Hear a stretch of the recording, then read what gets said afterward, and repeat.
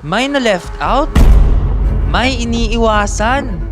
May hindi komportable? Awkward daw!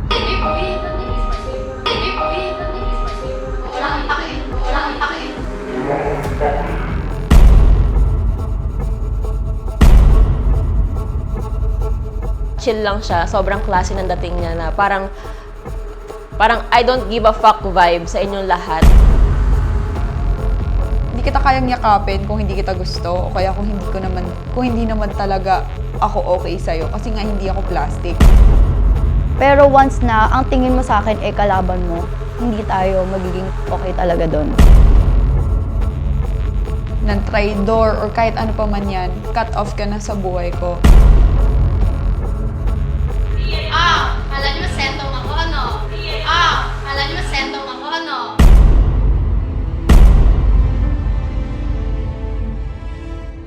May mga natamaan na content creator na nasa loob nung gabing yon.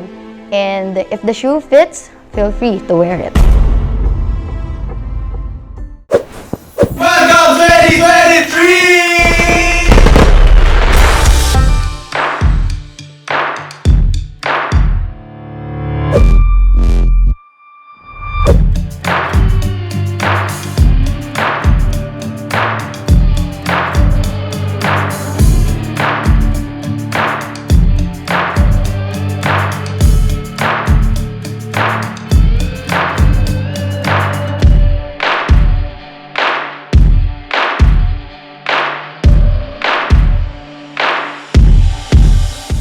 Ano, game?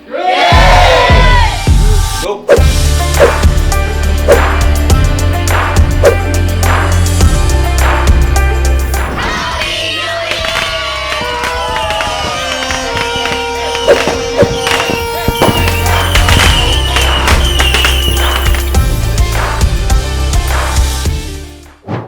Matinding pasabog nang in-announce ang bottom 8 last week dahil ang 8 content creator na napabilang ay mga malalakas sa Kumu at may mga solid fans.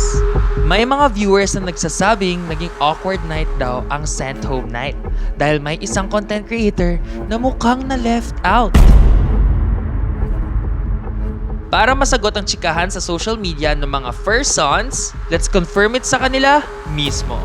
With all honesty, honest to goodness, hindi ko talaga napansin na merong OP sa amin. Yung pwesto ko na sa pinakadulo, so hindi ko talaga nakikita lahat ng nangyayari sa lahat ng. So parang feeling ko, hindi siguro sadya na maging awkward since yung mga napupunta talaga sa bottom is yung magkakasama, yung mga magkakaibigan. Siguro kung meron lang na-OP doon, yung mga hindi talaga masyadong salamuha sa lahat.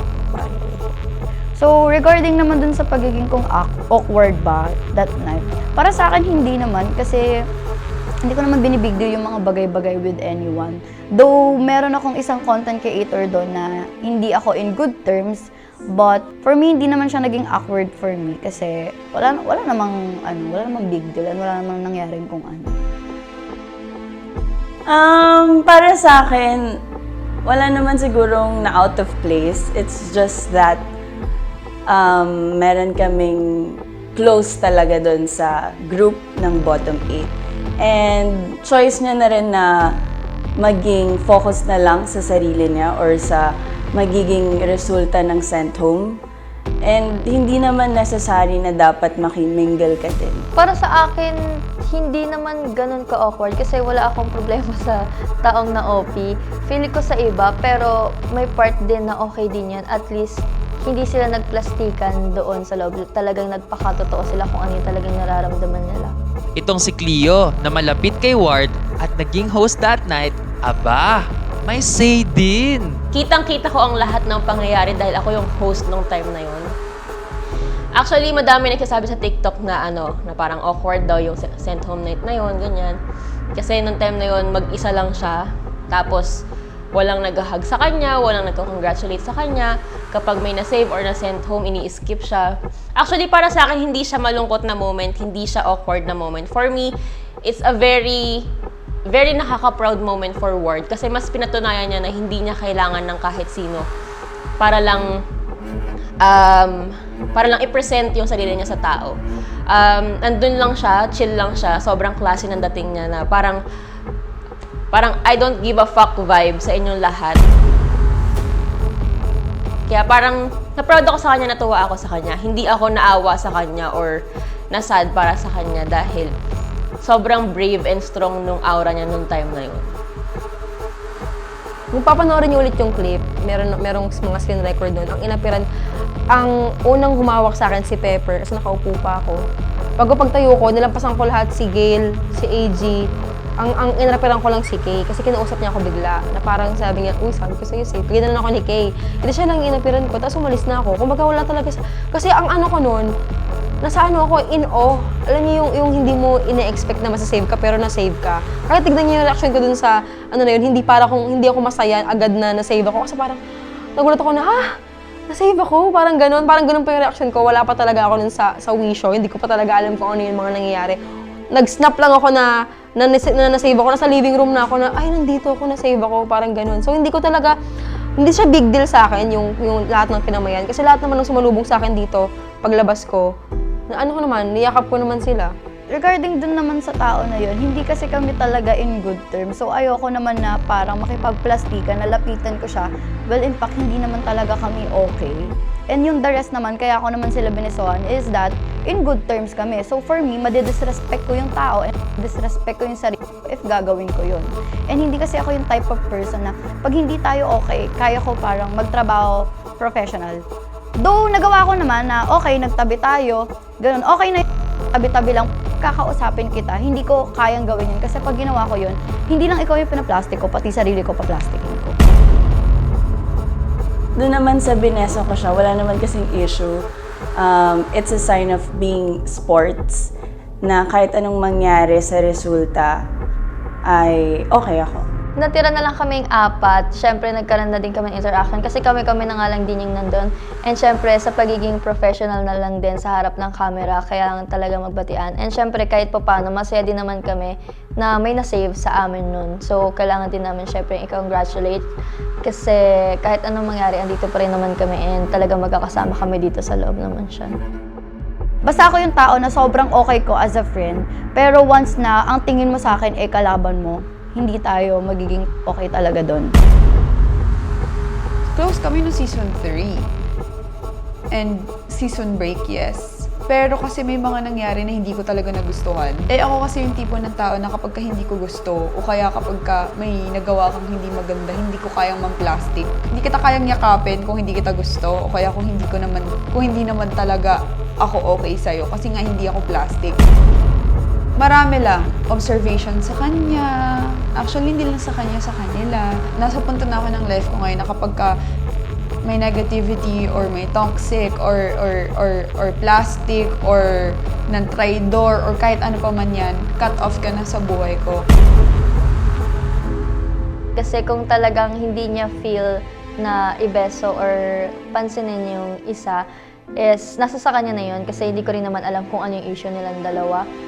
And, ayun, kasi baka pagka pinansin niya din yun or nag-ipagbeso siya dun sa isa, alam ko may masasabi at masasabi din yung ibang mga supporters nila kasi alam ko, sila talaga nakakaalam kung anong merong ganap dun sa dalawa. So, ayun, labas na lang din kami dun. Si Nechite na pinaparinggan naman ni Kay with sarcastic lines. Ang pangalawang save tonight Is ay ikaw. Kay.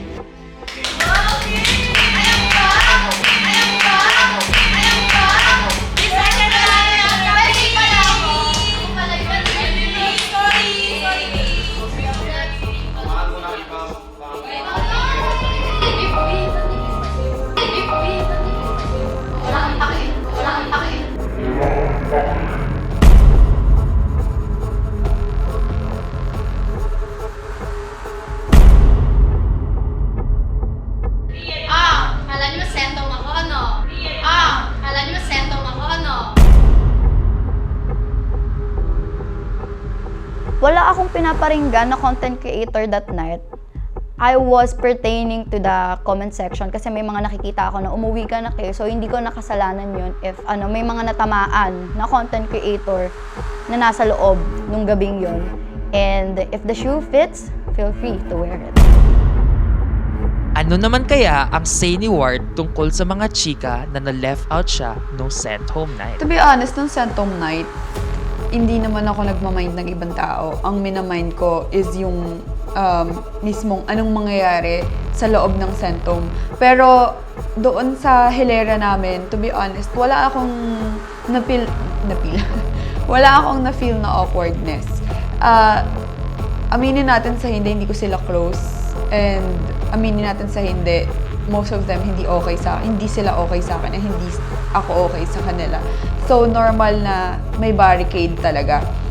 And hindi ako nagmamind ng kung anong mga bagay kasi wala naman silang sa akin. Kumbaga, hindi ko sila minamind. I have my own place. Nagbabasa ako ng comment, nagbabasa ako ng mga cheer up ng mga sumusuporta sa akin, and alam kong hindi ko sila close. So, wala akong ine-expect na kahit anong mangyari. Sa mga kungkuro dyan, narinig nyo na ang side ng bawat isa. Oh, tama na kayo sa negativity ha! Let's all move forward and tuloy-tuloy lang sa pag-support sa favorite content creator nyo in a good way. Para naman updated kayo sa mga latest ganap inside the mansion, subscribe na sa YouTube channel ng The House of Golab Season 4. Hey guys! I made a flash!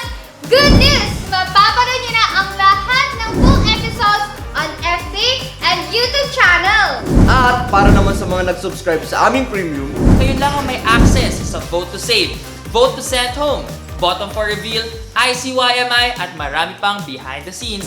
Alam niyo ba ang halaga ng subscription fee para sa YouTube Premium membership ay only 129 pesos para ka lang uminom ng isang milk tea. At kapalit ito ay 1-year memberships na exclusive sa maraming perks and VIP privileges kapag ikaw ay nag-subscribe. Domo, arigatou gozaimasu. Kaya make it a habit and lifestyle. Let's all watch the House of Golab YouTube channel every day at 7 p.m. kaya tara na, subscribe and follow us. So ano game? Game!